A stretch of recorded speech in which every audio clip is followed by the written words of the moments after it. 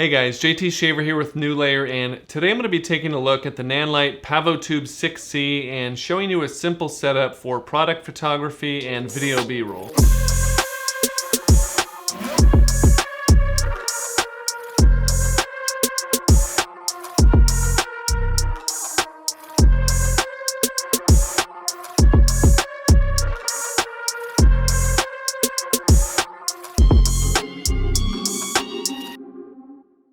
This is the Nanlite Pavotube II, and it is a 10-inch RGBW tube light with some really great design decisions and features. First, let's take a look at the basic features of this light, and then I'll show you a simple lighting setup for some product shots. And finally, I'll show you what makes this light special, as well as the potential downsides to using these lights. First thing to note is that these lights are only 6 watts, so they are not very bright at all. I measured them with my Sekonic C800 from 1 meter, and at their max brightness, I only got a reading of 146 lux. That means if you're shooting at ISO 100 and 1/50th of a second shutter speed, you're gonna need an aperture of f1 to get proper exposure. With that said, these lights really are geared towards accent lighting or special effects, but I wanted to get that out of the way in case you were considering these lights as the perfect all-around solution. They have an extended color temperature range of 2700 Kelvin to 7500 Kelvin, and they feature a green magenta tint adjustment. That is a really nice feature, and it allows you to dial these lights in perfectly to match basically any other light that you might have in your scene. Because they have red, green, blue, and 2 sets of white LEDs, they are much more color accurate than lights that only have red, green, and blue LEDs, but those types of lights are becoming more and more rare nowadays. If you want to see all the brightness and color accuracy measurements I took for these lights, I'll have a link in the description to my tool where you can compare lights from any brand.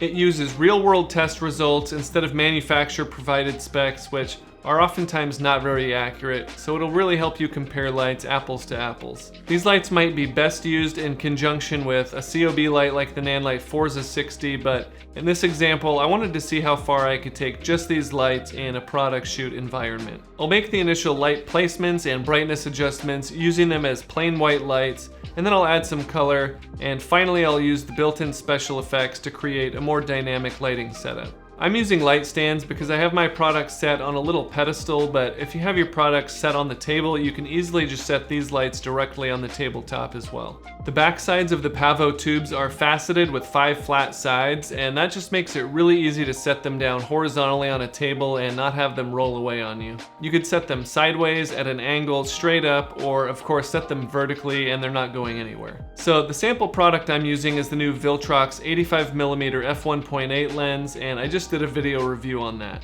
It's a fantastic lens for portraits and B-roll, so if you shoot Sony or Canon, make sure you check out that review after this. I have my first Pavo tube set up vertically and at 100% brightness to the right and in front of my product. This will give me a nice balance as a key light as well as a reflection on the product. The Pavotube II is especially good for smaller products with a reflective surface because they are long and skinny, so it gives you some really nice reflections. These lights have built-in batteries, and they say they're supposed to last about an hour at 100% brightness, but I find I get closer to 45 minutes. It takes about 2.5 hours to fully recharge these via USB-C.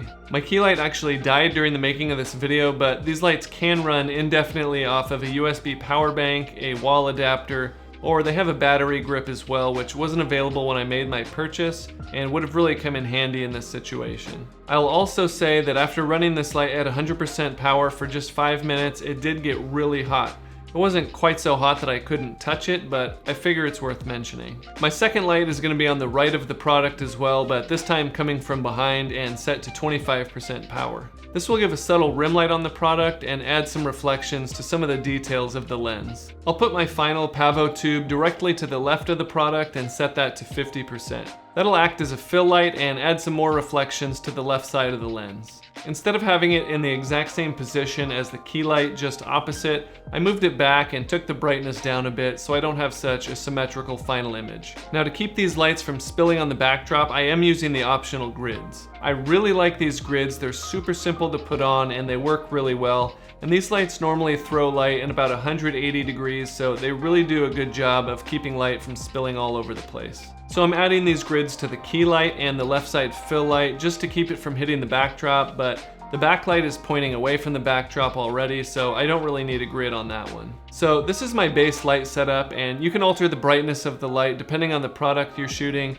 and you'll probably want to tweak the positioning to get the best lighting and reflections. Again, my lights are at 100%, 50%, and 25%, and my camera settings are ISO 1600, 1/50th of a second, and f2.8, just to give you an idea of where these lights max out as far as brightness goes. A lot of times what I like to do is add some color to these product shots to enhance the branding, so in this case the brand is Viltrox and their colors are red and blue. So I'm going to set my left side fill light to red and the backlight to blue just to give it a more stylized or branded look.